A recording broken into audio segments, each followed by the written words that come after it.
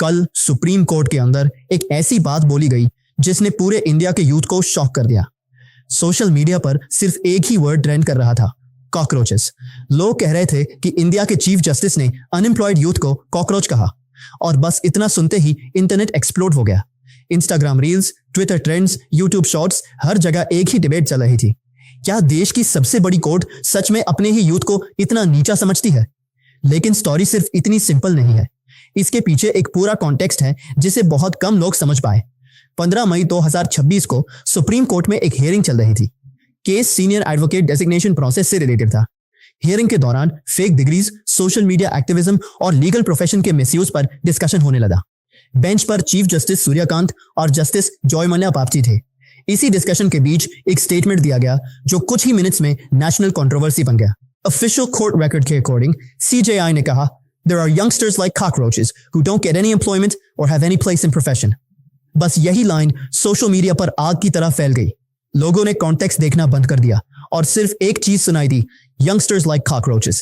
और ऑनेस्टली अगर आप एक नॉर्मल अनएम्प्लॉयड स्टूडेंट हो तो हर्ट होना ऑब्वियस है।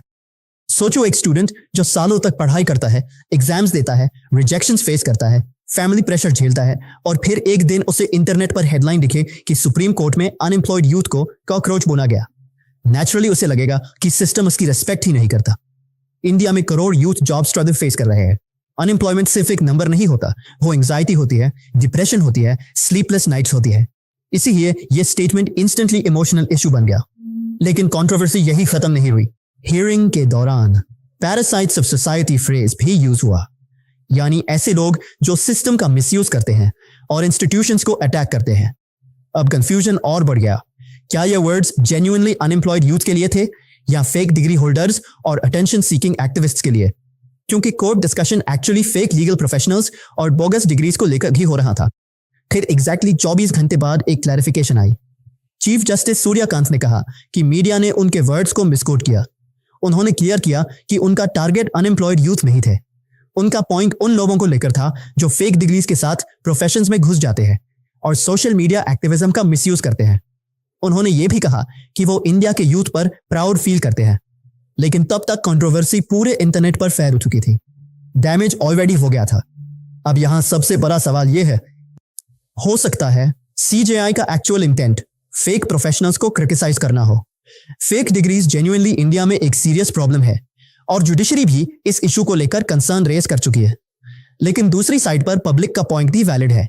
जब आप इतनी पावरफुल पोजीशन पर होते हो तो वर्ड्स बहुत केयरफुली चूज करने पड़ते हैं, क्योंकि आम आदमी कॉन्टेक्स्ट नहीं देखता, वो हेडलाइन देखता है, वो वायरल क्लिप देखता है और उससे सिर्फ एक वर्ड याद रहता है, कॉकरोचेस। शायद ये कंट्रोवर्सी सिर्फ एक स्टेटमेंट की नहीं है, ये ट्रस्ट का इशू है। इंडिया का यूथ ऑलरेडी फ्रस्ट्रेटेड है, जॉब्स कम है, कंपटीशन इनसेन है, एग्जाम्स लीक हो रहे हैं, फेक डिग्रीज एग्जिस्ट करती है और इंस्टीट्यूशंस पर ट्रस्ट वीक होता जा रहा है।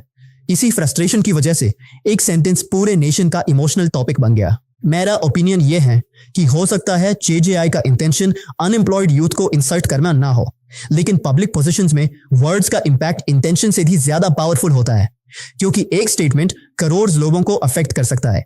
और अगर आप एक अनएम्प्लॉयड स्टूडेंट हो या स्ट्रगल कर रहे हो तो एक बात याद रखो, आप फेलियर नहीं हो, आप सिर्फ एक डिफिकल्ट सिस्टम के अंदर सर्वाइव करने की कोशिश कर रहे हो। अब आपका क्या ओपिनियन है?